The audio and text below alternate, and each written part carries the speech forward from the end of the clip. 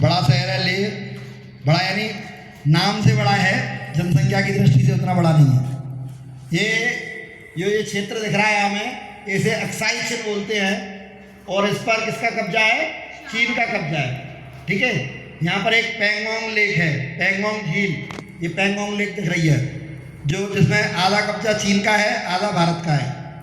ठीक है, तो ये भारत की सबसे ऊंची चोटी K2 काराकोरम वो यहीं पर है।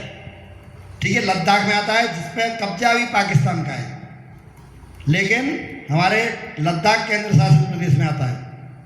साथ में लद्दाख में सिंधु नदी, जो कि यहाँ से आपके तिब्बत पर कब्जा भी चीन का है, तो तिब्बत से निकल के और लेह शहर के किनारे से निकलते हुए और फिर आगे जो भी जो ऑपरेशन सिंदूर हुआ है, उससे पहले हमने जो सिंधु जल समझौता था उसको ख़त्म करते हुए और ये पाकिस्तान में आती हुई है, जिसे अब आज अरब सागर बोलते हैं हम, जबकि अरब यहाँ से बहुत दूर है। इसका नाम, इसे हमारे जो संत महात्मा हैं इसे किस नाम से जानते हैं? सिंधु सागर के नाम से जानते हैं। तो कई बार हमें हमारी आदत पड़ गई गुलामी की, चाहे कपड़े पहनने की, चाहे उनका खान पान की, ऐसी हमने अपने स्थानों के नाम भी उन विदेशियों के, यानी जिनने हमें लूटा, ठीक है, जिनने हमारे साथ अत्याचार किए, उसी प्रकार के नाम रखने की भी आदत पड़ गई। तो इसको हम सिंधु सागर बोलते हैं और इसे अरब मैप में, राजनीतिक मानचित्र में क्या लिखा है? अरब सागर। आदत गुलामी की है, बड़ी देर से जाएगी। तो ये लद्दाख के बारे में मैंने बताया आपको। अब है जम्मू कश्मीर कश्यप ऋषि की तपोभूमि। यहाँ पर ये कश्मीर हमारे पास नहीं होता अगर पहला परमवीर चक्र प्राप्त करने वाले मेजर सोमनाथ शर्मा, उन्होंने अपना एक बलिदान दिया और उन जैसे कई साथियों ने, कई सैनिकों ने, साथ में RSS राष्ट्रीय स्वयंसेवक संघ के कई स्वयंसेवकों ने अपनी जान देते हुए इस क्षेत्र को अपने भारत में रखा, नहीं तो ये पाकिस्तान के कब्जे में चला गया होता। ये जम्मू कश्मीर, ठीक है, जहाँ से संबंध कश्यप ऋषि का संबंध है, मेजर सोमनाथ शर्मा का संबंध है, जहाँ पर बितस्ता नदी, जिसे हम आज झेलम के नाम से जानते हैं, जहाँ पर चिनाब नदी और यहाँ पर आपका तवी नदी, यहीं पर वैष्णो देवी माता है। वैष्णो देवी माता कौन से क्षेत्र में है? जम्मू कश्मीर में। ठीक, श्रीनगर जिसकी राजधानी है, इसकी राजधानी क्या है? श्रीनगर। अब आते हैं हिमाचल प्रदेश। हिमाचल प्रदेश को हम देवभूमि के नाम से भी जानते हैं। हिमाचल प्रदेश जिसकी राजधानी शिमला है, यहाँ पर देवभूमि उत्तराखंड भी है, हिमाचल भी है। जो पूरा क्षेत्र जो है वो देवभूमि है पूरे, यानी आप ये जो हिमालय पर्वत श्रृंखला के अंतर्गत आने वाला पूरी देवभूमि है। ठीक है, हम केवल उत्तराखंड के निवासी नहीं हैं, हम भारत के निवासी हैं। तो हमारे लिए तो पूरी भारत भूमि पुण्य भूमि है। वो क्या लिखा है? पुण्य भूमि भारत। ठीक, तो हिमाचल प्रदेश की राजधानी शिमला, यहाँ पर ब्यास और सतलुज नदी बहती हैं। सतलुज तिब्बत से आई है, हिमाचल से बहती है, जिस पर भाखड़ा नंगल डैम बना है। पहले भारत का कभी बड़ा ऊंचा बांध हुआ करता था, अब उत्तराखंड में आने वाला जो टेहरी डैम है वो भारत का सबसे ऊंचा डैम है। पहले भाखड़ा नंगल डैम होता था। यहाँ पर ब्यास नदी का उद्गम स्थल है, ब्यास नदी यहीं से निकली है। यहाँ हमारी जो 9 देवियाँ, जैसे चामुंडा देवी, नैना देवी, बगलामुखी, चिंतपूर्णी देवी, मनसा देवी, ज्वाला देवी, ऐसी यहाँ पर देवियाँ हैं हिमाचल प्रदेश में। ठीक है, यहाँ पर जो अभी कारगिल का युद्ध हुआ था, कारगिल वैसे लद्दाख क्षेत्र में आता है, लेकिन हिमाचल प्रदेश के वीर सपूत विक्रम बत्रा जो 1999 के कारगिल युद्ध में शहीद हुए, बलिदान हुआ था, तो उन्हें मृत्युपरांत परमवीर चक्र मिला था, वो इसी यही शिमला इसके हिमाचल प्रदेश के रहने वाले थे। ठीक है। इसके बाद पंजाब, इसकी राजधानी चंडीगढ़ है। पंजाब यानी 5 नदियां, यानी पूरा पंजाब का हमारे पास अभी मुश्किल से 25-30% हिस्सा है। पंजाब का अधिकांश हिस्सा पाकिस्तान में है। ये पूरी ये 5 नदियां दिख रही हैं, सिंधु, आपका चिनाब, वो झेलम, रावी, सतलुज, व्यास, ये 5 नदियां, इसको पंजाब बोलते हैं। पंजाब राज्य की राजधानी चंडीगढ़ बताई मैंने। वीर पुत्रों की, जो आज हम वंदे मातरम गीत भी गाते हैं, तो क्या लाइन है आखिरी की? तो वीर पुत्रों की अमर ललकार। यहाँ पर ये सरहिंद, यहाँ पर दीवाल में चुनवाया गया था गुरु गोविंद सिंह जी के 2 पुत्रों को। उनका नाम जोरावर सिंह और फतेह सिंह। ठीक है। ये उन वीर पुत्रों की भूमि है। जुझार सिंह और अजीत सिंह यहीं पर चमकौर के युद्ध में उन्होंने अपना बलिदान दिया था। यहीं के गुरु तेग बहादुर थे, यहीं के गुरु गोविंद सिंह जी थे, यहीं के गुरु अर्जुन देव थे, यहीं गुरु नानक जी, जो गुरु नानक जी का स्थान कुछ पाकिस्तान वाले पंजाब में भी था और अमृतसर में भी था। ठीक है। साथ में गुरु अंगद देव, गुरु रामदास, गुरु हरगोविंद, ऐसे गुरुओं की तपोभूमि, बलिदानी भगत सिंह, लाला लाजपत राय, ऐसे वीर महापुरुषों की भूमि पंजाब। उसके आगे चलते हैं। जो दिल्ली केंद्र शासित प्रदेश है, यहाँ से यमुना मैया बहती हैं। इंद्रप्रस्थ, जब पांडवों ने अपनी नई राजधानी बनाई थी, तो इंद्रप्रस्थ दिल्ली में ही है। दिल्ली का पुराना नाम इंद्रप्रस्थ ही है। ठीक है। यहाँ पर दिल्ली में ही गुरु तेग बहादुर जी का बलिदान हुआ था। उन्होंने एक शीशगंज, वहाँ गुरुद्वारा है, यहाँ पर उनका शीश काटा गया था। ठीक है। क्यों काटा गया था? क्योंकि उन्होंने जब कश्मीर के ब्राह्मणों से जब धर्म परिवर्तन करने के लिए कहा गया, तो उस समय कश्मीर के लोगों ने जब ये समस्या बताई गुरु तेग बहादुर जी को, तो उन्होंने कहा कि आप मेरा नाम ले देना कि अगर गुरु तेग बहादुर अपना धर्म बदल लेते हैं तो हम सब बदल लेंगे। तो गुरु तेग बहादुर जी को औरंगजेब ने प्रताड़ित किया, उनसे कहा कि आप धर्म बदलो, लेकिन उन्होंने अपना शीश कटवा दिया, लेकिन अपना धर्म नहीं बदला। तो उनके बलिदान के कारण ही आज भारत में हिंदू सनातन धर्म सुरक्षित है। ये दिल्ली, ये आपका उत्तराखंड, ये भी हमारी देवभूमि है। 4 जो धाम है, 4 धाम की यात्रा करते हैं। बद्रीनाथ, केदारनाथ, यमुनोत्री, गंगोत्री, हमारे गंगा मैया, यानी वहाँ पर वो भागीरथी के नाम से उद्गम होता है उनका। ये गंगा मैया का उद्गम स्थान है। यहीं से यमुना नदी निकली है, यमुनोत्री से। ठीक है। ये अभी जो हमारे CDS से एक विपिन रावत, जो एक हवाई दुर्घटना में शांत हो गए, भारत के CDS थे, ये यहीं के रहने वाले थे। यहीं के रहने वाले अभी जो भारत के राष्ट्रीय सुरक्षा सलाहकार हैं, कौन है राष्ट्रीय सुरक्षा सलाहकार भारत के? अजीत डोभाल, वो भी इसी उत्तराखंड के रहने वाले हैं। ये उत्तराखंड के अंतर्गत ही हरिद्वार आता है। हरिद्वार, जिसका नाम माया के नाम से भी हम जानते हैं। 5 जो हमारी सप्तपुरियाँ हैं, सप्तपुरियों में माया, जिसे हम हरिद्वार के नाम से जानते हैं, वह उत्तराखंड में है। ठीक है। यहाँ पर पंचप्रयाग हैं, जो सबसे बड़ा प्रयागराज जो उत्तर प्रदेश में है, लेकिन यहाँ पर भी पंचप्रयाग है। यहाँ पर अलकनंदा, आपका मंदाकिनी, नंदा और सरस्वती और धौली गंगा, ऐसी नदियाँ निकलती हैं। ये अलग अलग स्थानों पर जहाँ मिलती हैं, वहाँ जब मिलती हैं उन स्थानों को प्रयाग कहते हैं। तो यहाँ पर नंद प्रयाग भी है, यहाँ देव प्रयाग भी है। सबसे बड़े मुख्य प्रयाग में देव प्रयाग है। क्योंकि यहाँ पर भागीरथी और अलकनंदा जब मिल जाती हैं तब कौन सी नदी बनती है? माँ गंगा बनती है। ठीक है। देवप्रयाग यहीं इसी उत्तराखंड में है। आगे चलते हैं। उत्तर प्रदेश, ये इसकी राजधानी लखनऊ है।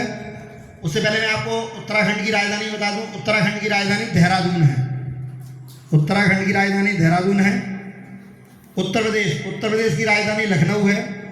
लखनऊ भी हमारे कई अमर बलिदानियों की तपोभूमि, हमारे भगवान श्री कृष्ण, राम कृष्ण, हमारे शिव जी, इनके स्थान हैं यहाँ पर, इनके जन्म स्थान। अयोध्या जी जो उत्तर प्रदेश में है, मथुरा जो कृष्ण भगवान की जन्मभूमि है वह भी उत्तर प्रदेश में है। हमारे 12 ज्योतिर्लिंगों में से एक काशी विश्वनाथ वो वाराणसी में है। ठीक है। यहाँ से कई प्रमुख बड़ी हमारी नदियाँ निकलती हैं, गंगा, यमुना, गोमती, घाघरा, रामगंगा, क्या नाम है, ये राप्ती और कैन, बेतवा। ठीक है। ये ऐसी कई प्रमुख नदियाँ उत्तर प्रदेश में बहती हैं। यहाँ हमारे प्रयागराज में चंद्रशेखर आजाद जी की बलिदान भूमि है। ठीक है। राम प्रसाद बिस्मिल की बलिदान भूमि है। हमारे भारत के कई प्रधानमंत्री इसी उत्तर प्रदेश राज्य से निकले हैं, जैसे आपके लाल बहादुर शास्त्री जी, चंद्रशेखर, वीपी सिंह, विश्वनाथ प्रताप सिंह, इंदिरा गांधी, जवाहरलाल नेहरू, ऐसे कई चौधरी चरण सिंह, ऐसे कई प्रधानमंत्रियों का संबंध उत्तर प्रदेश राज्य से है। ठीक है। यहीं से संबंध, संत कबीर का संबंध भी यहीं से है। यहीं से संत जो रैदास हुए हैं, रविदास जी, उनका संबंध भी इसी उत्तर प्रदेश से है। आगे चलते हैं। राजस्थान, यह भी वीरों की भूमि है। राजस्थान वीरों की भूमि, जिसकी राजधानी जयपुर है। ये राजस्थान, इस गीत में अपने जो वंदे मातरम गीत गाया था, तो जो हल्दी घाटी का जो नाम लिया, वो हल्दी घाटी यहीं राजसमंद जिले में हल्दी घाटी है, कल मैंने बताया था। ठीक है। जहाँ मुगलों और महाराणा प्रताप के बीच में युद्ध हुआ था। इसी राजस्थान में मीराबाई का जन्म स्थान है। मीराबाई की कृष्ण भक्ति इसी राजस्थान से फैली।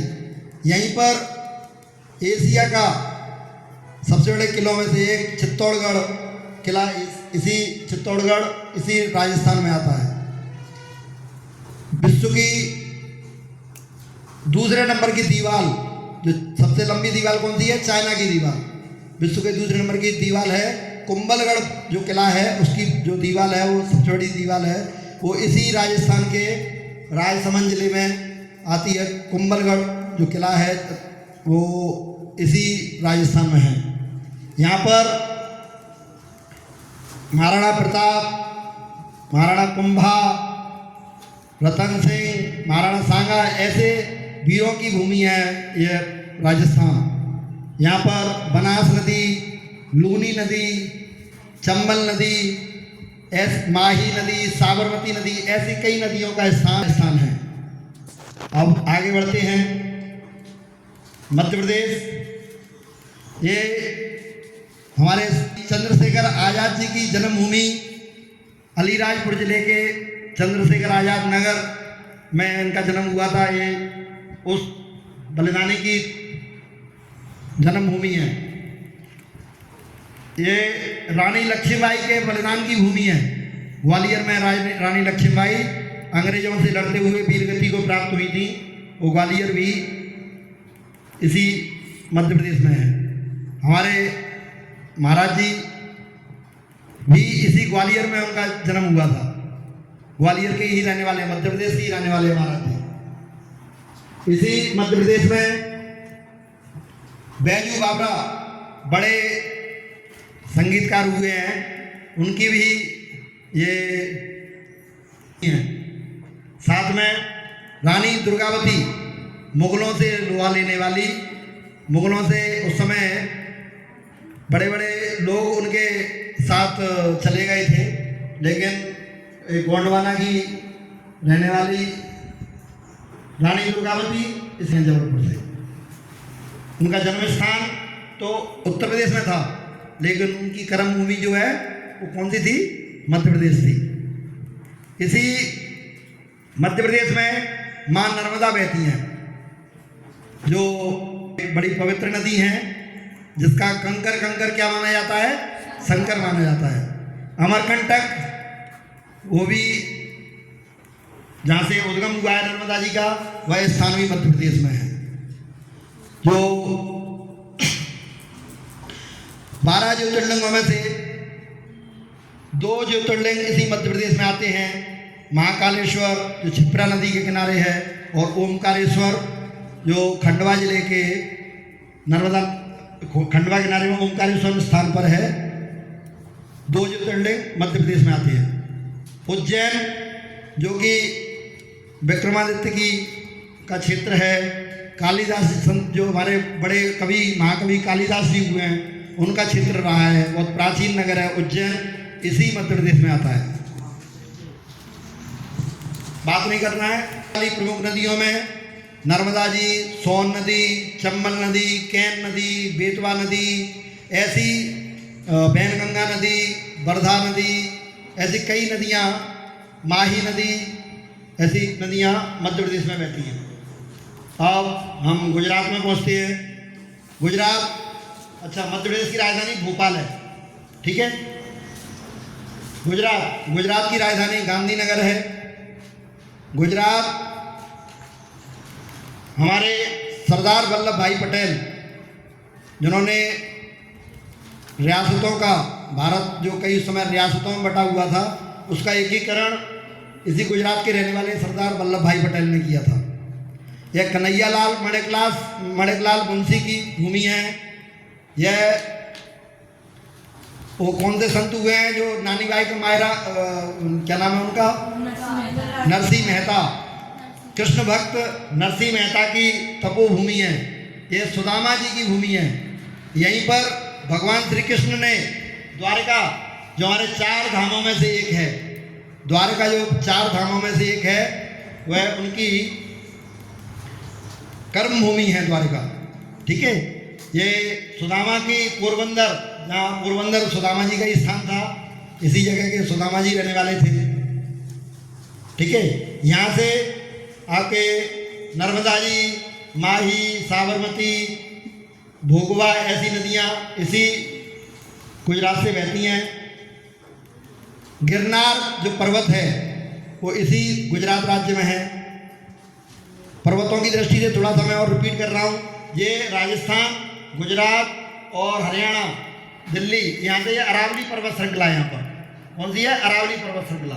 जो मैंने ऊपर जो राज्य बताए थे, यहाँ पर हिमालय पर्वत श्रृंखला है, यानी आपके जम्मू कश्मीर लद्दाख से लेके जो उत्तर प्रदेश तक, ये कौन सा? हिमालय पर्वत श्रृंखला है, ठीक है। इसी गुजरात से हमारे देश के प्रधानमंत्री श्री नरेंद्र मोदी भी इसी गुजरात से आते हैं। भारत के गृह मंत्री अमित शाह इसी गुजरात से आते हैं। इसी गुजरात से हमारे देश के प्रधानमंत्री रहे हैं मोरारजी देसाई, वो भी इसी गुजरात से आते हैं।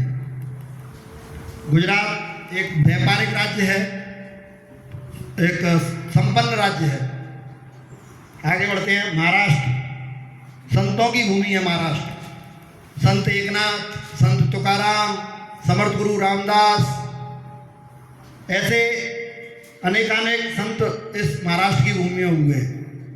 ये सह्याद्री पर्वत श्रृंखला, सह्याद्री पर्वत इसी महाराष्ट्र राज्य में है। महाराष्ट्र राज्य की राजधानी मुंबई है, जो एक भारत का बड़ा व्यापारिक नगर है। इसी महाराष्ट्र से संबंध छत्रपति शिवाजी महाराज का है। इसी महाराष्ट्र से संबंध छत्रपति शिवाजी महाराज के पुत्र छत्रपति संभाजी महाराज का संबंध भी इसी महाराष्ट्र से है। जीजा माता का संबंध इसी महाराष्ट्र से है। ये महाराष्ट्र जिन्होंने बराबर मध्यकाल में, आधुनिक भारत में विदेशियों से बराबर लुभा लिया, और हमारे स्वराज्य की जो अलग है वो बराबर इस महाराष्ट्र ने जगह रखी रही। विनायक दामोदर सावरकर की पुण्य तपोभूमि कर्मभूमि यही महाराष्ट्र है। इसी महाराष्ट्र से बाल गंगाधर तिलक निकले, इसी महाराष्ट्र से चापेकर बंधु निकले, इसी महाराष्ट्र से वसुदेव बलवंत फड़के निकले। ये महाराष्ट्र से गोदावरी नदी, पवित्र नदियों में से एक गोदावरी नदी इसी महाराष्ट्र से बहती है। हमारे जो 4 कुंभ के मेले लगते हैं, उस कुंभ में एक गोदावरी के किनारे नासिक में, यहाँ पर भी कुंभ का मेला लगता है। जो कुंभ के मेलों में मैं बताने वाला था, भूल गया। उत्तराखंड में जो हरिद्वार है, वहाँ पर भी एक कुंभ का मेला लगता है। उत्तर प्रदेश में प्रयागराज में कुंभ का मेला लगता है, और मध्य प्रदेश के उज्जैन में छिप्रा के किनारे, यहाँ पर भी कुंभ का मेला लगता है। यानी 4 स्थानों पर कुंभ के मेले लगते हैं। महाराष्ट्र में नासिक, मध्य प्रदेश में उज्जैन, और उत्तर प्रदेश में प्रयागराज, और उत्तराखंड में हरिद्वार। यहाँ 4 स्थानों पर भारत में कुंभ मेले लगते हैं। और हमारे जो 4 धाम हैं, उन 4 धामों में एक हमारा बद्रीनाथ धाम जो उत्तराखंड में आता है, और द्वारका धाम जो गुजरात में आता है। जो 12 ज्योतिर्लिंग हैं, 12 ज्योतिर्लिंगों में एक ज्योतिर्लिंग केदारनाथ उत्तराखंड में आता है, एक वाराणसी में आता है काशी विश्वनाथ, 2 महाकालेश्वर उज्जैन में आता है, और ओमकारेश्वर खंडवा में आता है। ये 4 ज्योतिर्लिंग इन राज्यों से। फिर गुजरात में 2 ज्योतिर्लिंग आते हैं, एक सोमनाथ जिसको आक्रांताओं ने कई बार तोड़ा, लेकिन भगवान की कृपा से दोबारा कई बार हमारे भारतीय राजाओं ने, भारतीय सनातनियों ने दोबारा खड़ा किया। ये सोमनाथ इसी गुजरात में आता है। ये 12 ज्योतिर्लिंगों में से एक है। एक नागेश्वर जो द्वारका के नज़दीक है, ये ज्योतिर्लिंग भी गुजरात में आता है। महाराष्ट्र में 3 ज्योतिर्लिंग आते हैं। सबसे ज़्यादा ज्योतिर्लिंग महाराष्ट्र में है। एक नासिक जहाँ कुंभ का मेला लगता है, वहाँ पर कौन से स्थान पर है? नासिक में कौन से स्थान पर है ज्योतिर्लिंग? त्र्यंबकेश्वर। त्र्यंबकेश्वर में यहाँ पर 12 ज्योतिर्लिंगों में से एक है। साथ में कृष्णेश्वर जो छत्रपति संभाजी नगर में आता है, यहाँ पर भी कृष्णेश्वर ज्योतिर्लिंग है। साथ में भीमाशंकर जो पूना नासिक के पास में ही है, वहाँ पर भीमाशंकर ये भी ज्योतिर्लिंग है। ठीक, यहाँ से निकलने वाली गोदावरी नदियाँ हैं, वैनगंगा है, वर्धा है, भीमा है, कृष्णा है, कोयना है, गायत्री है, सावित्री है। ये महाबलेश्वर, यहाँ से 7 नदियाँ निकलती हैं। महाबलेश्वर जो सह्याद्री पर्वत श्रृंखला में आता है। ठीक है, इसके नीचे अब चलते हैं हम कर्नाटक। कर्नाटक में जो कृष्णदेवराय जो बड़े प्रतापी राजा हुए हैं, उनका स्थल है। कृष्णदेवराय की तपोभूमि है, कर्मभूमि है। यह आपके माधवाचार्य जो बड़े सनातनी हुए, सनातन को पुनः स्थापित करने में माधवाचार्य जी का बड़ा स्थान है। यहीं पर श्रृंगेरी मठ है। यहीं पर उडुपी में, जहाँ पर हम ये सोचते हैं कि कई बार उत्तर भारत में ही कृष्ण भक्ति होती है, दक्षिण भारत में भी कृष्ण भक्ति जबरदस्त है। तो उडुपी, ये भी कृष्ण भगवान का मंदिर है उडुपी में।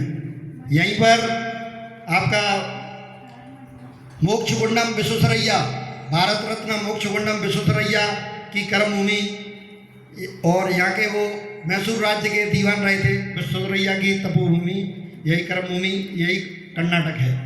यहाँ पर आपकी कृष्णा, तुंगभद्रा, कावेरी ऐसी प्रमुख नदियाँ इस कर्नाटक में आती हैं। इसकी राजधानी कौन सी है? अभी बताई थी तारा ने, किस किस को याद रही? कर्नाटक की राजधानी किसको याद रही? आप लोगों ने नहीं सुनी? बताओ। बेंगलुरु। कौन सी राजधानी है कर्नाटक की? बेंगलुरु। और महाराष्ट्र की राजधानी किस किस को मालूम है? पीछे महाराष्ट्र की राजधानी तारा? महाराष्ट्र की राजधानी मुंबई। मैं बोलते जा रहा हूँ, आप लोगों को कुछ पल्ले पड़ रहा है नहीं पड़ रहा? हाँ, जिस पर पहले पुर्तगालियों का कब्जा था। ये 1960 के आसपास भारत में शामिल हुआ है। इसकी राजधानी है पणजी। सबसे छोटा राज्य है। कौन सा है सबसे छोटा राज्य? गोवा। ठीक है, यहीं के रहने वाले थे भारत के रक्षा मंत्री मनोहर पर्रिकर, जो एक IITian थे, IIT से पढ़े हुए थे। और उनके समय जब वो भारत के रक्षा मंत्री रहे, तब भारत ने टेक्नोलॉजी के मामले में बहुत ऊंचाइयां छुई। और अभी जो हमने एक SL-400 जो हमारा सुरक्षा कवच था, जो मिसाइलें और ड्रोन जो आते थे उनको रोकने के लिए SL-400 ने ही काम किया। तो वो उसका जो डीलिंग है, उसका जो सौदा है वो मनोहर पर्रिकर ने ही किया था। ठीक है, यहाँ के रहने वाले मनोहर पर्रिकर हैं गोवा से। अब हम केरल पहुँचते हैं। केरल ये भगवान परशुराम की भूमि है। ये हमारे भगवान आदि गुरु शंकराचार्य जी की तपोभूमि है। ये आर्यम्बा की भूमि है। आर्यम्बा कौन थी?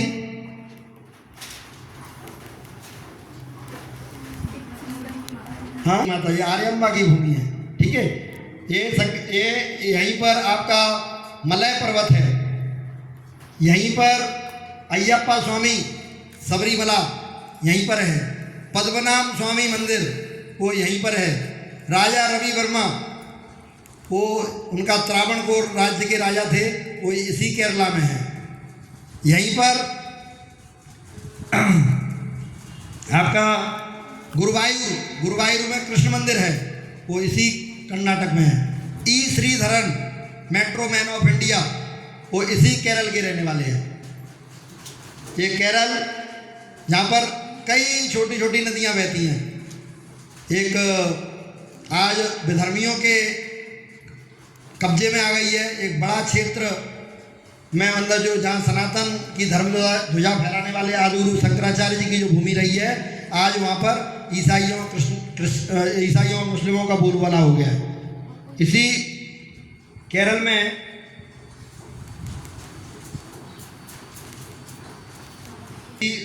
आता है, जिसे हम पश्चिमी घाट के तौर पर भी जानते हैं। ठीक है, ये है तमिलनाडु। और केरल की राजधानी कौन सी है? तिरुवनंतपुरम। कौन सी राजधानी है? तिरुवनंतपुरम। ये इसके साथ में इसके बारे में बता देते हैं। कवरत्ती जो कि लक्षद्वीप की राजधानी है, छोटे छोटे द्वीपों में बसा हुआ है। यहाँ पर अधिकांश मछुआरे रहते हैं और उन मछुआरों में लगभग 99% लोगों को मुस्लिम बना दिया गया है। ये पूरा लक्षद्वीप किसके? मुस्लिमों के कब्जे में है। और ये केरल, आधा केरल, दक्षिण वाला केरल ईसाइयों के, उत्तर वाला केरल मुस्लिमों के। ये आपका तमिलनाडु की राजधानी चेन्नई है। ये तमिलनाडु, यहाँ पर भारत के सबसे ज़्यादा मंदिर है, बड़े बड़े मंदिर इसी तमिलनाडु में है। ये तमिलनाडु जो सप्तपुरियाँ हैं, सप्तपुरियों में कांचीवरम वो इसी तमिलनाडु में है। मदुरई का मीनाक्षी मंदिर इसी तमिलनाडु में है। 4 धामों में से एक रामेश्वरम वो इसी तमिलनाडु में है। यहीं से, रामेश्वरम से ही भगवान श्री राम ने यहीं पर ब्रिज बनाया था और ये रावण की लंका से सीता माता को, रावण को खत्म करके यहीं इसी श्रीलंका से लेके आए थे। इसी तमिलनाडु में श्री राजगोपालाचारी भारत के स्वतंत्र भारत के प्रथम भारतीय गवर्नर जनरल इसी राज्य से रहने वाले हैं। डॉक्टर सर्वपल्ली राधाकृष्णन भारत के पहले उपराष्ट्रपति इसी तमिलनाडु के रहने वाले हैं। इसी तमिलनाडु से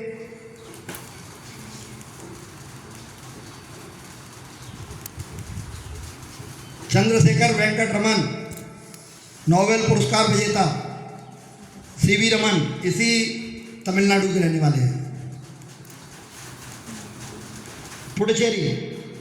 पुडुचेरी जो फ्रांसीसियों के कब्जे में था, ये पुडुचेरी 1956 के आसपास स्वतंत्र हुआ, वो ये उस क्षेत्र है।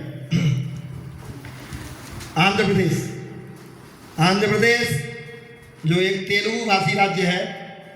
अब मैं थोड़ा सा जिनके बारे में मैंने पढ़ा दिया है उनकी भाषाओं के बारे में भी आपको बता देता हूँ। यहाँ आपकी ये कश्मीरी बोली जाती है, डोगरी बोली जाती है यहाँ पर। ठीक है, ये लेह में थोड़ी यहाँ की लोकल लैंग्वेज है वो बोली जाती है। ये हिमाचल प्रदेश यहाँ हिंदी बोली जाती है। पंजाब में पंजाबी बोली जाती है। उत्तराखंड में पहाड़ी, कुमायूनी, गढ़वाली ऐसी बोलियाँ बोली जाती हैं। हरियाणा में हरियाणवी हिंदी बोली जाती है, राजस्थान में मारवाड़ी और हिंदी बोली जाती है, गुजरात में गुजराती बोली जाती है, महाराष्ट्र में कोंकणी बोली जाती है, मराठी भी बोली जाती है। ठीक है। जो कर्नाटक है ये कन्नड़ बोली जाती है, केरल में मलयालम बोली जाती है, तमिलनाडु में तमिल बोली जाती है और आंध्र प्रदेश में तेलुगु बोली जाती है। ठीक। तो आंध्र प्रदेश की राजधानी है अमरावती।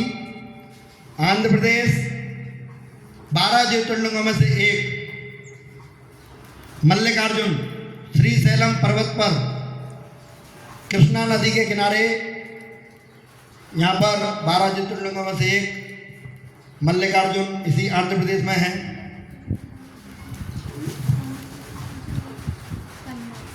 श्री वेंकट स्वामी तिरुपति, जो तिरुपति बालाजी बोलते हैं, वो इसी आंध्र प्रदेश में है। इसी आंध्र प्रदेश से भारत रत्न पीवी नरसिम्हा राव भारत के प्रधानमंत्री रहे हैं, वो भी इसी आंध्र प्रदेश से आने वाले हैं, इसी आंध्र प्रदेश के रहने वाले हैं। आंध्र प्रदेश से अल्लूरी सीताराम राजू क्रांतिकारी रहे हैं, उनका संबंध भी इसी आंध्र प्रदेश से है। तेलंगाना, जिसकी राजधानी हैदराबाद है, यहाँ से आपका गोदावरी, कृष्णा जैसी नदियाँ बहती हैं। काकातीय राजवंश, जिसकी राजधानी कभी वारंगल हुआ करती थी, उनका ये क्षेत्र है तेलंगाना। तेलंगाना जो तेनालीराम हुए हैं, एक तरह से ये कृष्णदेवराय के ये वाला जो क्षेत्र है पूरा, ये कृष्णदेवराय जो राजा कृष्णदेवराय रहे हैं, उनके क्षेत्र में रहा है पूरा अधिकांश दक्षिण भारत। यहाँ पर एक बड़े संत हुए हैं,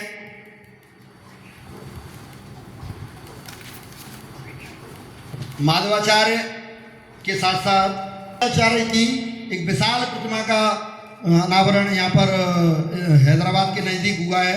रामानुजाचार्य का संबंध भी ये दक्षिण भारत से ही है, तमिलनाडु से भी है, और यानी उनकी ये तपोभूमि रही है तेलंगाना में। ठीक है। यहाँ पर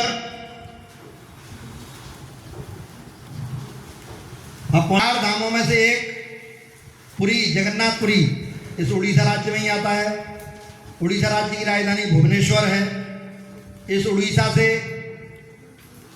महानदी, जिस पर भारत का सबसे लंबा बांध हीराकुंड बांध इसी उड़ीसा में आता है, जो संबलपुर में महानदी पर बनाया गया है।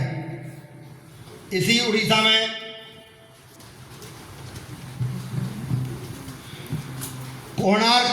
कोणार्क का सूर्य मंदिर हम सबने जाना होगा।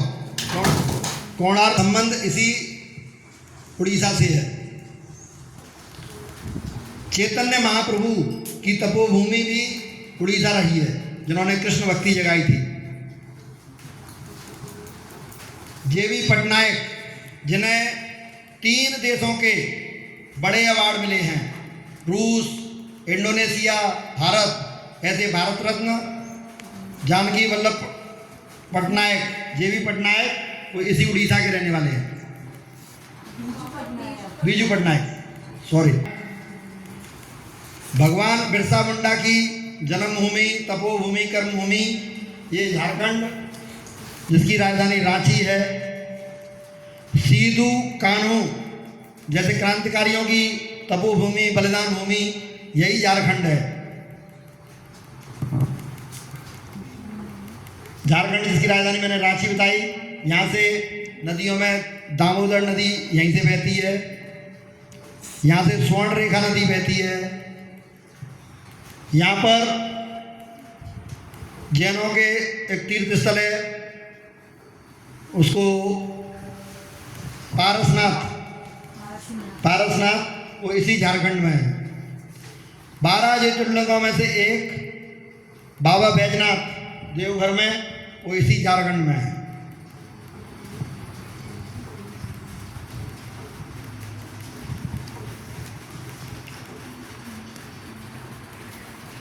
बिहार,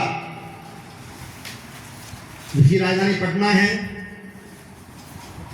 बिहार भारत का एक किसी समय बड़ा समृद्ध क्षेत्र हुआ करता था, जिसे हम मगध के नाम से भी जानते हैं। जो महाजनपदों में मगध, अंग, बज्जी ये सब बिहार में ही आते थे। नालंदा जैसी प्राचीन यूनिवर्सिटी, विक्रमशिला जैसी प्राचीन यूनिवर्सिटी इसी बिहार में आती है। इसी बिहार से भारत के पहले राष्ट्रपति डॉक्टर राजेंद्र प्रसाद का संबंध इसी बिहार से है। यहाँ पर सोन, गंगा, घाघरा, गंडकी, कोसी ऐसी नदियाँ इसी बिहार में बहती हैं। भारत रत्न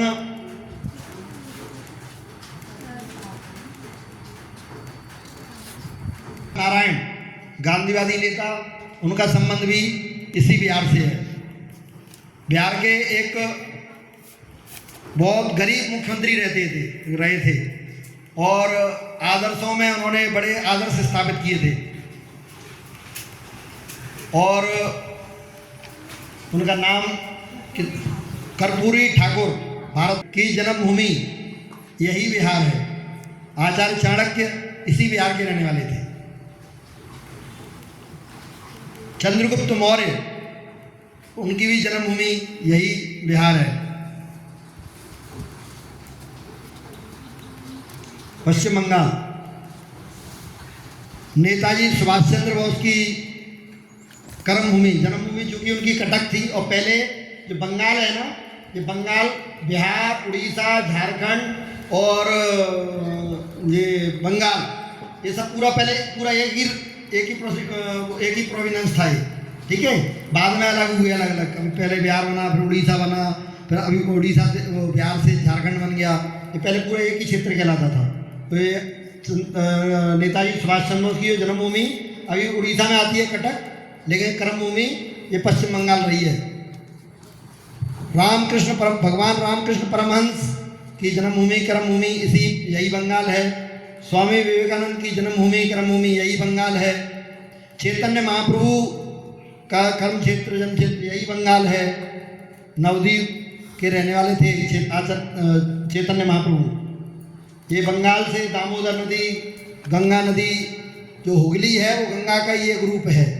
यहीं गंगा सागर, सारे तीर्थ एक बार, सारे तीर्थ बार बार, गंगा सागर एक बार, ऐसा तीर्थ क्षेत्र गंगा सागर इसी पश्चिम बंगाल में है। इसी पश्चिम बंगाल से एक 16-17 साल की उम्र में एक बड़े क्रांतिकारी हुए हैं। उनका नाम कोई बताएगा? बंगाल से बताओ। आयुषी? खुदीराम बोस। खुदीराम बोस की जन्मभूमि यही बंगाल है। खुदीराम बोस, स्वामी विवेकानंद, नेताजी सुभाष चंद्र बोस जैसे बड़े महापुरुषों का ये क्षेत्र है बंगाल। अब पहुँचते हैं हम असम।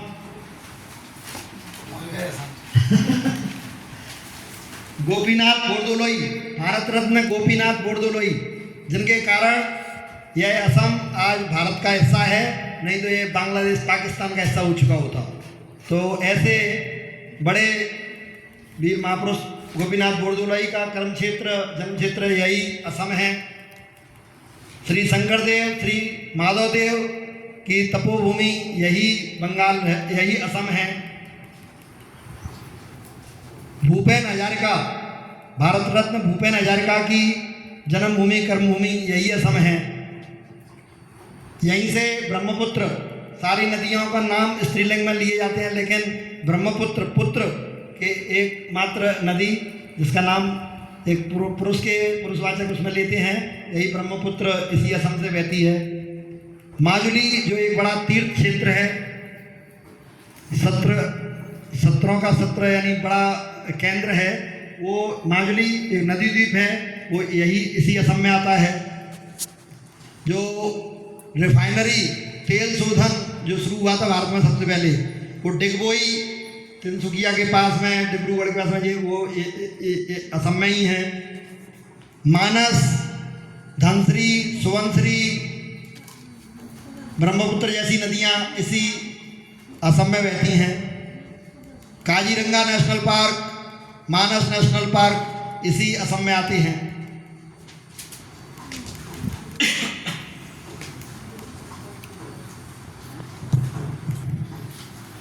और उसके लिए 17 साधु मतलब 20 साधु चाहिए।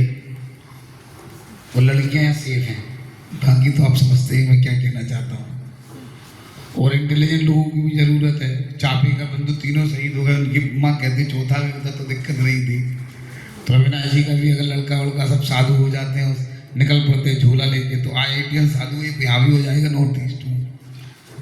क्या है कि अपन तो सावन के अंधे हरा ही हरा दिखता है। तो अविनाश जी के क्रम को पहले पूरा बढ़ा दें, फिर एक शास्त्रार्थ का कार्यक्रम होने वाला है। अविनाश जी ने जो ज्ञान दिया उसके ऊपर शास्त्रार्थ होगा। मेघालय में भी नहीं हुआ है ना? नहीं। मेघ जो स्थान है मेघ आलय, मेघों का घर, तो हमेशा बरसात होती रहती है। संसार का अभी तक का तो चिरापूंजी था, अभी कौन सा है? मौसिनराम। मौसिनराम एक प्राकृतिक शिवलिंग है। मौसिनराम में एक प्राकृतिक शिवलिंग है जिसकी ऊंचाई इतनी होगी और इतनी चौड़ाई होगी, लगभग 5 फुट के करीब। स्वाभाविक नंदी बने हुए हैं और उस शिवलिंग के ऊपर स्वाभाविक रूप से जल टपकता रहता है। ये प्राकृतिक है। और वहाँ आप सुनेंगे तो पानी का बहुत तेज स्वर आता रहता है, बहुत तेज स्वर। और इसी मेघालय में तप्त कुंड है जो जड़ों से बना हुआ है, जहाँ सोनम खोई थी। जी बोलने वाला मेघालय को तो सोनम ने हाईलाइट कर दिया जी। मैं हाँ बता रहा हूँ अभी किसकी क्या क्या बाकी प्रदेशों के बारे में बताता हूँ। डबल डेकर ब्रिज माने रूट ब्रिज बना, वो जड़ों से बना है। जयंतिया शक्तिपीठ, जहाँ नरबली भी होती थी, अभी भी वो मुखौटा है। और आज भी जब शारदीय नवरात्रि पर बकरे के ऊपर वो मुखौटा लगा देते हैं और उसकी गर्दन काटते हैं तो एक बूंद भी खून अभी भी नहीं गिरता। तो वो जयंती शक्तिपीठ है। जयंती मंगला काली भद्रकाली कपालिनी दुर्गा क्षमा शिवा धात्री स्वाहा स्वधा नमोस्तुते। तो वो जो जयंती है तो वहाँ जयंती हिल भी है, यानी जयंतिया पहाड़ी, जयंतिया जनजाति भी है, जयंती भाषा भी है और जयंतिया देवी भी है। और वही जो जयंतिया ट्राइब है वो हिंदू के रूप में जीवित है। जो जयंतिया हिल देवी का मंदिर है वहाँ, ठीक। और वहीं पर एक आशा की किरण मुझे जो जहाँ से मुझे ताकत मिलती है कि हाँ मैं ईसाइयों को ख़त्म कर देंगे, बिल्कुल कहता हूँ ख़त्म कर देंगे, शब्द की ख़त्म कर देंगे, क्योंकि भित्ति बहुत कमज़ोर है। वहाँ पर एक व्यक्ति हुए जो चर्च में पढ़े, उनका नाम था सेंग। सेंग माने शुद्ध। तो वो चर्च में पढ़े और क्लास 5 के बाद चर्च ने पढ़ाना बंद कर दिया। तो वो चर्च के पादरी से मिले, कहते मुझे आगे पढ़ना है। तो पता नहीं किस मूड में था। वैसे तो ये लोग अपनी औकात बताते नहीं, छुपा के रखते हैं, लेकिन प्रकृति अपना काम करती है। तो उसने कहा हमें जितना तुमको बाइबल पढ़ाने के लिए जरूरी था, क्रिश्चियन बनाने की जरूरी था, उतना हमने तुम्हें सिखा दिया, हमें और कोई मतलब नहीं है। बार बार जा रहे थे, बोल दिया, सब परेशान हो गया। और बस वो बात उनको लग गई और उनका चिंतन चलता रहा। मैं जो बीज डालने में विश्वास रखने लगा ना कि बीज डाल दो, किस में निकलेगा पता नहीं है। कई बार हीरो टाइप के लोग एकदम से त्याग, जैसे मदन लाल धीगरा के बारे में बताया कि कोट पैंट वाले थे, वो जब मरने भी जा रहे थे तो कोट पैंट इतना टाइट था कि अंग्रेज ने उनका हाथ पकड़ लिया, हाथ हटा, इसकी प्रेस बिगड़ जाएगी, फांसी पे जा रहे हैं, हाथ हटा, प्रेस बिगड़ जाएगी। मरना भी शान से, जीना भी शान से। मेरे को अपने भगवान कोई गरीब नहीं है, कोई कमज़ोर नहीं है, सुंदर हैं, व्यवस्थित हैं। तो सुंदर दिखना, धनवान होना कोई पाप नहीं है। अच्छे से धन कमाओ, अच्छे से विद्या कमाओ। तो कहाँ कह रहे थे अपन? तो सेंग खासी जो थे, सॉरी वो जो वृद्धि, वो लगभग 80 साल की उम्र तक चिंतन ही चलता रहा।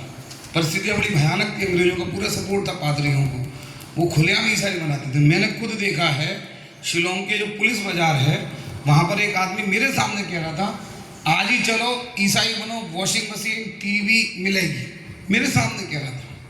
और 90% वो चाय बागान का लड़का था। वो जो, मैं तो चाय बागान में सबसे ज़्यादा काम किया, घूमा भी हूँ। तो जो उसकी बॉडी लैंग्वेज थी वो टी ट्राइब वाली थी, एकदम पतला दुबला सा, कोट पहन लिया था। तो कोट से स्टैंडर्ड हो जाते हैं ना आजकल। हम क्या चित्रकूट में गए 48 डिग्री तापमान, फोटो अभी भी दिखा देंगे बाद में ऑफलाइन में। तो अपने यहाँ मध्य प्रदेश में तो आदत है ना, शादी में कोट पैंट पहनना है, राजस्थान में कोट पैंट पहनना है। अब कल तो चलानी नहीं है, किसमें हम कंफर्ट है। हमको तो पिज्जा खाना सड़ा सड़ाया, भुसा भुसाया सॉस खाना है, हमें टमाटर की ताज़ी चटनी तो बुरी लगती है। तो ऐसे ही अपने क्या भाषा खाने की आदत है, मूर्खतापूर्ण। तो कोट, गुलाबी कोट, एकदम कंठ लगोट यादव टाइट, एकदम जूते कसके, काले जूते और गुलाबी कोट, काला भन्नाट चेहरा दिखाई देता है मोबाइल में। और बड़ी टेम्परेचर, आइसक्रीम खा रहा कामगिरी पर्वत में मंदिर के सामने, हमने उसका फोटो भी किया। ये है विकलांगता।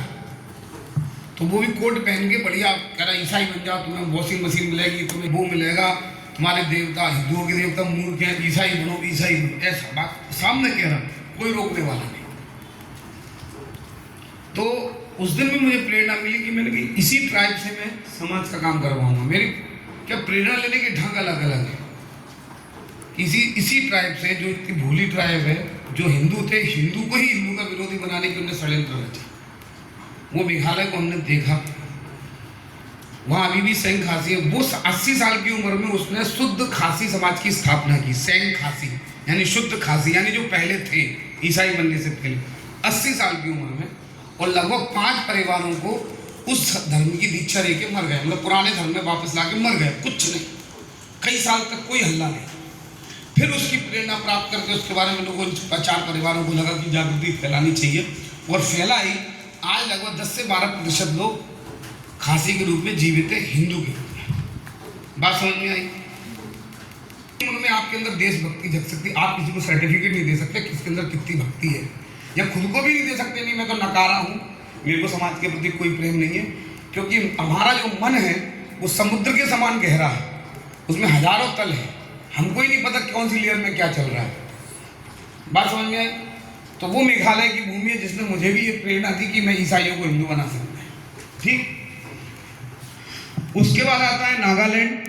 शिलोंग ग्रीष्मकालीन राजधानी भी थी असम की, ग्रीष्मकालीन राजधानी असम की शिलोंग थी। शिलोंग से सटा हुआ बांग्लादेश का बॉर्डर है। पहले जब भारत अखंड था तो बांग्लादेश से शिलोंग का व्यापार होता था, बड़े आराम से लोग आते थे। जो खासी आज मारने मरने पर आतुर है, मात्र फिलोसफिकल चेंज की वजह से।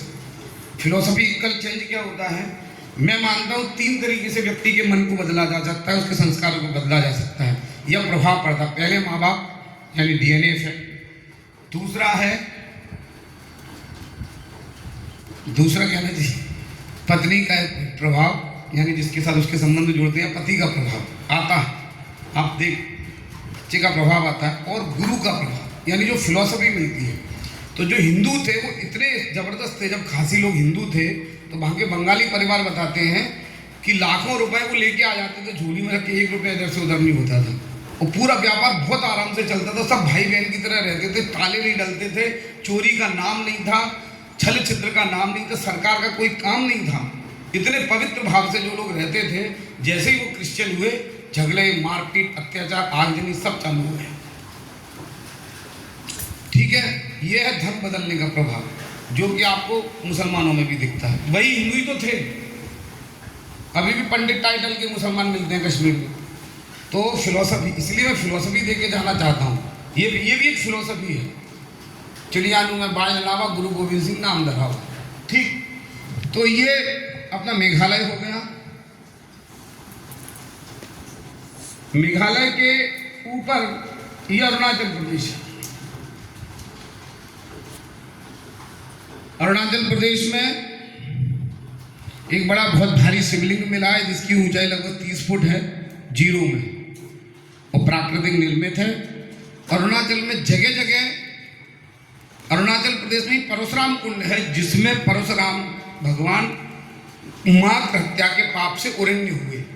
जो फरसा था वो हाथ से चिपक गया था, बताते छूट नहीं रहा था। कई कुंडों में स्नान किया था, अंत में अरुणाचल प्रदेश पहुंचे, वहां पर लोहित कुंड में स्नान किया और फरसा छूट गया। वो हिस्सा परशुराम कुंड में अभी भी है, परशुराम कुंड है।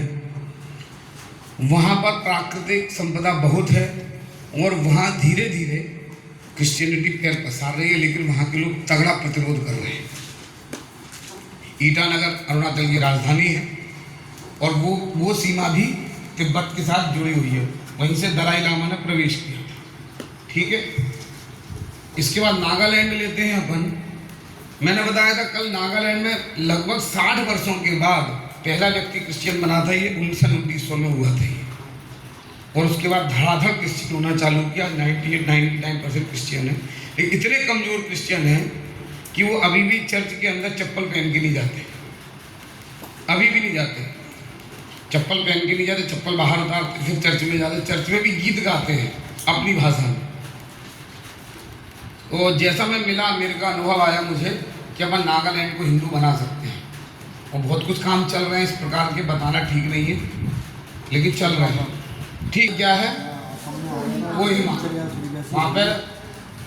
अब आता है मणिपुर। मणिपुर में कभी हीरो ने शादी की है, नाम पता है किसी को? नहीं, किसने शादी की है मणिपुर में? मणिपुर की लड़की से, हाँ रणदीप हुड्डा है। मैतेई समाज की लड़की से शादी की है। वो समाज विष्णु भक्त है, विष्णु प्रिय संप्रदाय कहलाता है, और उस संप्रदाय की विशेषता है कि उसके हर घर में तुलसी होती है, और वो तुलसी के जब नई बहू आती है, पहली बार तुलसी पर दीपक जलाती है, वो सबसे बड़ा उत्सव होता है। बहू उसके बाद ही घर में भोजन बना सकती है। और उनका जो मैतेई लोग हैं वो बड़े भारी कृष्ण भक्त होते हैं, और वहाँ भी महिला को बड़ी प्रधानता है, साफ सुथरे तरीके से रहते हैं। वहाँ एक स्त्री बाजार है, उसका कुछ नाम है, मतलब महिला बलात्कार हुआ और उसके सारे कपड़े उतार के उसको नंगा दौड़ाया गया। ये मणिपुर में अभी अभी हुआ है, कभी मणिपुर में ऐसा नहीं हुआ।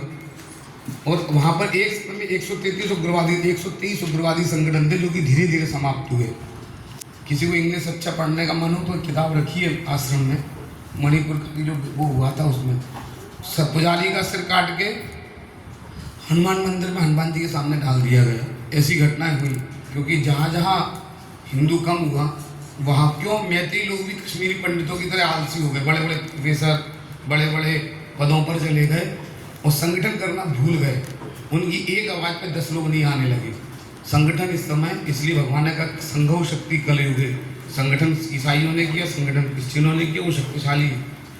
हम लोग कुंभ में तो संगठन करना सीख गए, 60 करोड़ पहुंच गए, लेकिन 1 करोड़ भी कहीं एक जगह इकट्ठे नहीं हो सकते राष्ट्र के नाम पर। ये हमारी सबसे बड़ी कमजोरी है। उसी कमजोरी का खाजा मणिपुर के हिंदुओं ने भुगता।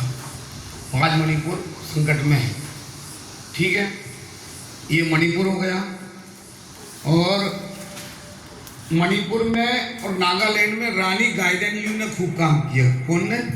रानी गाइडेनलियू। अंग्रेजों ने काफी दिन जेल में रखा। ये बड़े आश्चर्य की बात है, स्वतंत्र भारत में भी बहुत दिन तक जेल में रहे, किसी को पता ही नहीं था। नॉर्थ ईस्ट को अलग करने का षड्यंत्र चालू हुआ तो उनने नॉर्थ ईस्ट शब्द से आपत्ति की। नॉर्थ ईस्ट इंडिया शब्द का प्रयोग करना शुरू किया। North east Bharat, north east अकेला मत लिखो, नॉर्थ ईस्ट भारत लिखना चालू करवाया। और लगभग 27 से 28 वर्ष वो भी जेल में रही। रानी गाइड सशस्त्र क्रांति उनने शुरू की। सशस्त्र क्रांति, वो महिलाओं को शस्त्र चलाना सिखाती थी और अपनी सेना बनाई, वो थी रानी गाइडेनलियू। और हिंदुत्व की प्रखर योद्धा थी। ठीक है, वो भी इस मणिपुर से थी।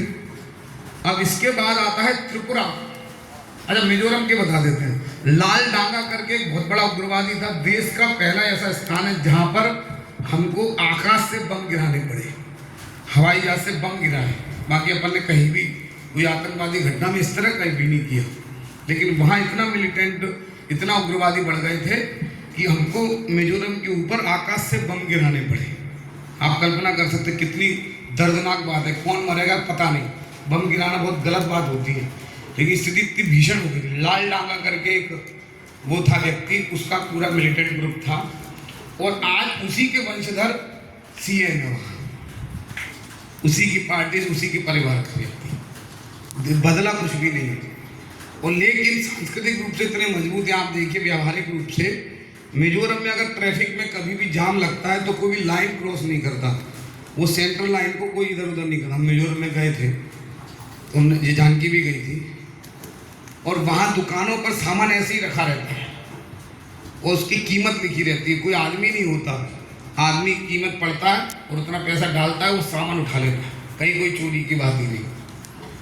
हमारा पानी खत्म हो गया तो बगल के लोग आए और हमारी महिलाओं से कहा कि आप हमारे यहाँ आके स्नान कर लो, कोई बात नहीं, जबकि उनको पता था कि हम उनका विरोध करने आए थे। मार भी डालेंगे आपको, लेकिन कल्चरल रूप से बहुत मजबूत हैं और कई अच्छाइयाँ भी हैं। धीरे धीरे वो अच्छाइयाँ समाप्त हो रही हैं और मिजोरम क्रिश्चियनिटी के लिए बहुत आगे बढ़ चुका है। वहाँ काम बहुत ज़्यादा कठिन है, वह छोटा मोटा हिंदुत्व संबंधी काम चलता है, 1-2 मंदिर हैं, लेकिन काम की बहुत आवश्यकता है। अलग ढंग से काम करने का विचार है, काम हो सकता है। बाकी है त्रिपुरा, नागालैंड, मिजोरम की राजधानी आइजोल। त्रिपुरा बहुत पुराना राज्य है। त्रिपुरा में बड़े बड़े भारी मंदिर हैं। एक त्रिपुर सुंदरी का मंदिर जो 51 शक्तिपीठ में है। दूसरा उनकोटी मंदिर है, कहा जाता है कि वो एक ही रात में तैयार हुए थे। उनकोटी मंदिर 1 करोड़ में 1 कम, ऐसा माना जाता है और बड़ा भव्य दिव्य स्थान है। और त्रिपुरी एक ट्राइब भी है, उसी को त्रिपुरी एक भाषा भी है। आजकल रबर की खेती होने लगी है और वहाँ भी चाय बागान है, वहाँ भी टी ट्राइब भी है वहाँ पर भी, और वो बांग्लादेश से सटा है।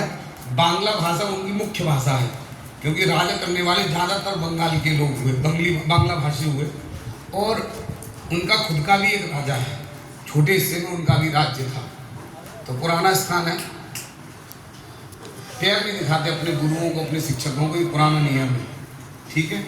ये त्रिपुरा बांग्लादेश से लगा हुआ है और नारियल और बम्बू के बहुत अच्छे उसमें क्राफ्टिंग होती है।